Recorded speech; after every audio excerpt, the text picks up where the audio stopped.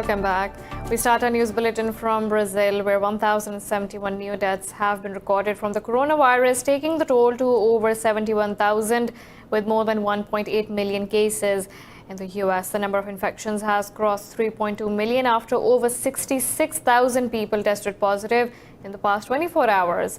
Globally, the death toll has crossed 564,000 and 12.6 million infections. This report has details. Americans are neck deep into the coronavirus pandemic, with the number of deaths and infections surging every day. In Latin America, thousands of new cases continue piling up in Brazil, with almost 300,000 now infected in Mexico. The country reported 539 deaths and over 6,000 infections in the last 24 hours. While the number of infections spikes in the US, New York is witnessing a 4-month low in hospitalized patients. President Donald Trump, for the first time, donned a face mask visiting a military medical facility. Well, I'll probably have a mask, if you must know. I'll probably have a mask. I think when you're in a hospital, especially in that particular setting where you're talking to a lot of soldiers and people that in some cases just got off the operating tables, I think it's a great thing to wear a mask. I've never been against masks, but I do believe they have a time and a place. Taiwan has wrapped up an annual film festival as it stages more public events after containing its COVID-19 outbreak. South Korea's new virus cases have bounced back as cluster infections in Seoul and the southwestern city of Gwangju continue to increase. The country reported 44 new cases, including 21 locally transmitted infections, raising the toll to 13,417. India's cases have surged to third highest in the world, with over 849,000 infections now. 8.2 lakh cases total, and that's amounting to 23,000, around 23,000. They are big numbers. Every person counts, every body counts, and every death is a definitely blot on the healthcare system of the country.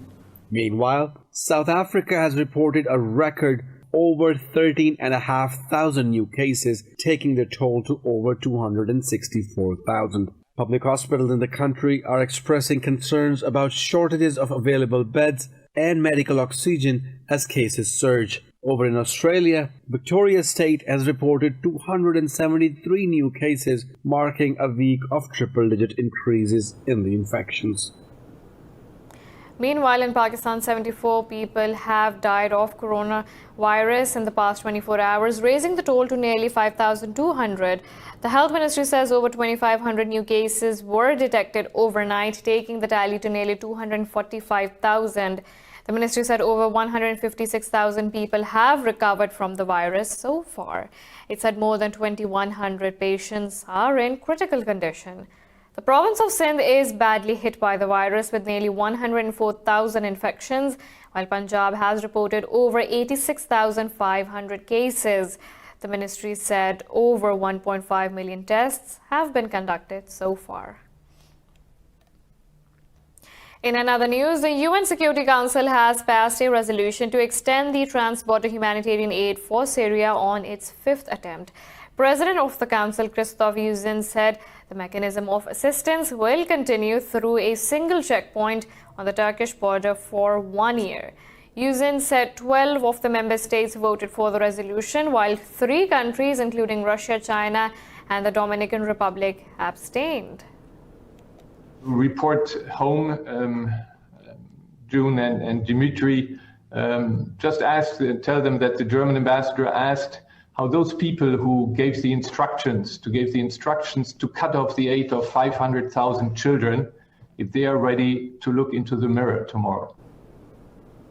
In Tel Aviv, thousands of Israelis have staged a demonstration against Prime Minister Benjamin Netanyahu's mishandling of the coronavirus crisis. Police limited the number of people allowed into the Rabin Square, citing social distancing restrictions. But clashes erupted between the police and protesters, who threw rocks and bottles at them and vandalized public property. Protesters slammed the soaring rate of unemployment, which has reached 21% since the partial lockdown imposed in March.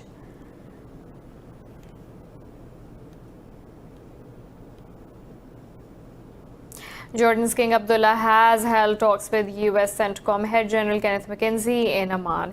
State media said leaders discussed strategic bilateral partnership and regional developments. It said King Abdullah discussed the Palestinian issue and counterterrorism efforts with the U.S. general. The visit came amid the death of a U.S. soldier in Jordan. Jordan is a part of U.S.-led coalition against ISIS in Syria and Iraq. Now, Iraq has partially reopened the Mandali border crossing with Iran after a 3-month closure due to the coronavirus pandemic. In a statement, the Iraqi Border Crossing Authority said the Eastern Diyala province terminal will be operational for 2 days a week for trade. The authority said Iraqi Prime Minister Mustafa al-Kadhimi attended the reopening of the crossing. Speaking at the ceremony, al-Kadhimi said his visit to the terminal is a message to corrupt people that they will not have a foothold at the crossings. The Mandali crossing is the third Iraqi border point to be reopened with Iran. Earlier, the Basra and Wasit crossings in southern Iraq were reopened. In Afghanistan, at least 6 people have been killed and 8 others wounded after their vehicle hit a roadside bomb in Ghazni province. A spokesperson for the provincial governor blamed the Taliban for the attack. The Taliban are yet to comment on the incident. Last Wednesday, in a roadside bombing, the Taliban killed a district police chief and his 2 bodyguards in the same province. The Taliban and Afghan National Forces have been trading blame over a recent surge in attacks across the country. Nepal Prime Minister KP Sharma Oli has ruled out his resignation amid an internal party crisis. In a televised address, Oli said he will stand firm in order to increase unity and territorial integrity.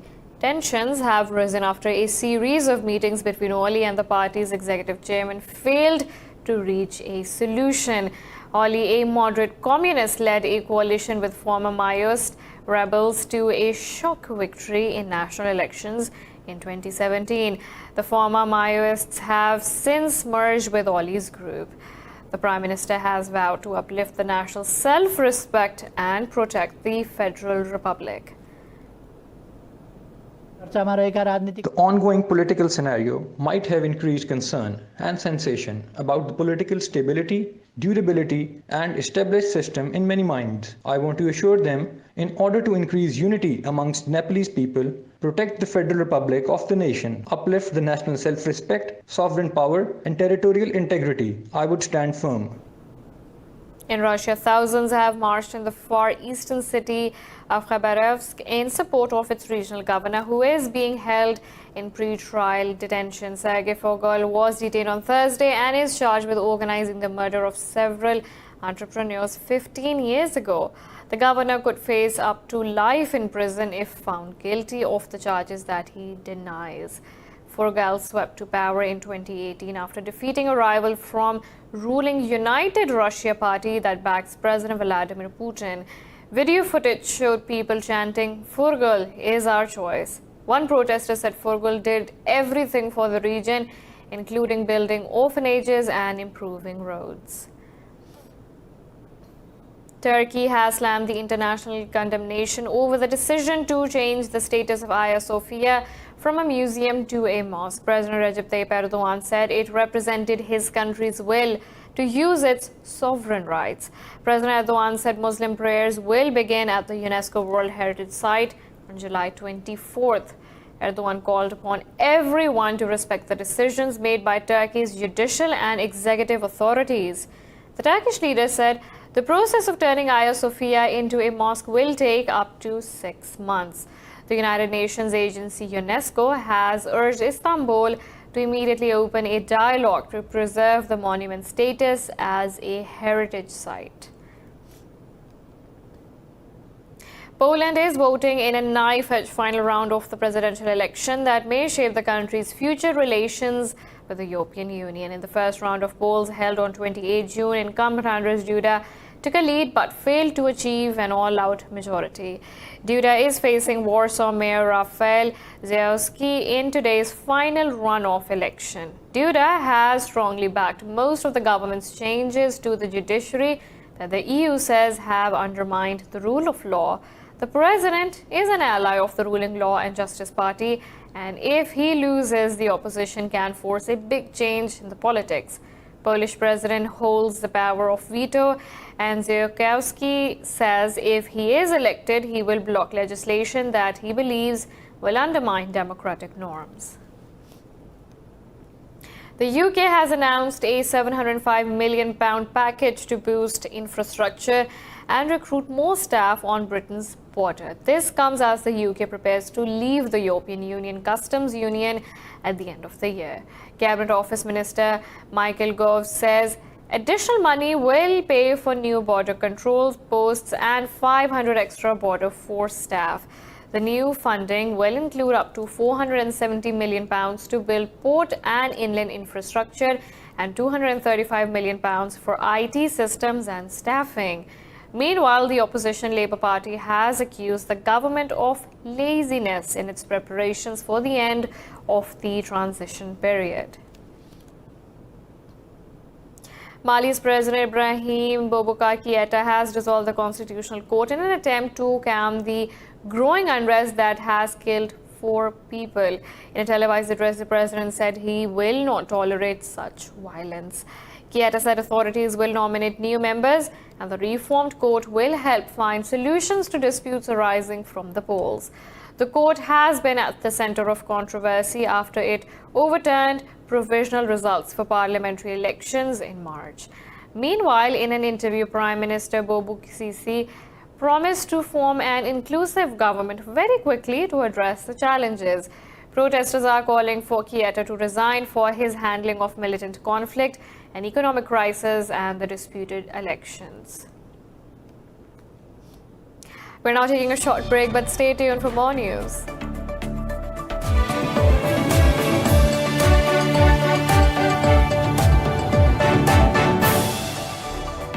Welcome back.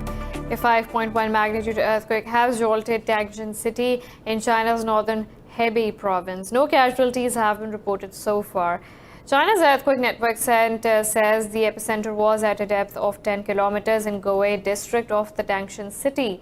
The quake was followed by 2 smaller quakes. The earthquakes have cut off electricity and water supplies in some areas while temporarily halting railway service in the region. On 28 July 1976, an earthquake of magnitude 7.8 struck Tianjin, which killed over 242,000 people. A pair of twin giant pandas have celebrated their first birthday at a research academy in China's northwest Shaanxi province. What special arrangements were made for the celebration? The youngest in 28 pandas, Jia and Wan, are the second pair of twins at the kindling research space. Jia, who is slightly bigger, is a male panda, and Wan is a female. Milk is still their main daily meals, because they are still in the stage of growing permanent teeth. Apart from milk, the breeders let them eat fresh and tender bamboo leaves, helping them get familiar with crude fiber food after weaning. A special cake filled with watermelons, apples, carrots, and bamboo leaves gave the twins a good appetite. We prepared some apples, carrots, and thin bamboos. Let them try to eat a little first, mainly familiarizing them with these foods. Newborn Jia weighed 122 grams and Yuan weighed 170 grams. Now both of their weights reached 40 kilograms. The growth indexes of the 2 giant pandas are normal so far. They are now equivalent to 3-year-old human beings, being very active.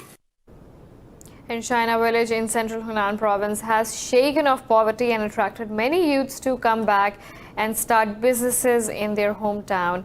This report will now tell you more. In the past, Miao people in Shibadong village used to migrate to bigger cities for jobs due to mountainous local terrain and unfertile soil. But since 2013, the village has developed rapidly with the implementation of the targeted poverty alleviation policy. When I was a primary and junior high school student, many people in our village left their homes and shut their houses tight throughout the year. Back then, I felt our village was too quiet and deserted.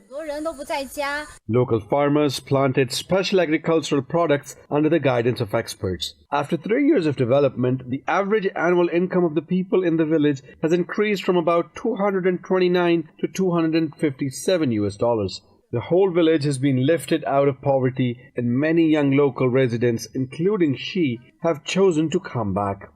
Our village has seen great changes in recent years, with convenient transportation and easy access to wireless network today. I want to use the knowledge and technologies I've learned to help build a better hometown. The COVID-19 pandemic brought a temporary lull to the village's tourism business, but locals say the quick recovery in business has boosted their confidence. Aerospace company SpaceX has delayed the launch of the next batch of Starlink satellites. In a tweet, SpaceX said it was cancelling the 10th Starlink mission liftoff to allow for more time for checkouts. The company said it will announce a target date for the next launch opportunity. The announcement to pull the plug on the liftoff of Falcon 9 rocket from the Kennedy Space Center came about 90 minutes before the planned launch. Weather conditions forced SpaceX to delay a previous attempt earlier on Wednesday. The payload of the now delayed launch includes 57 small internet-providing satellites and 2 global monitoring constellation satellites.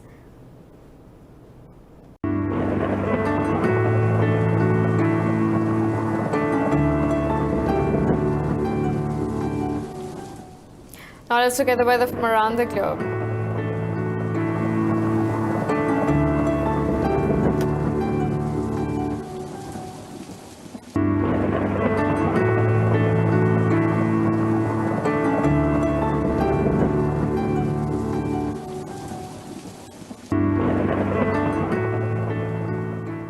This is all for now. For the latest updates, you can follow us on social media at indus.news.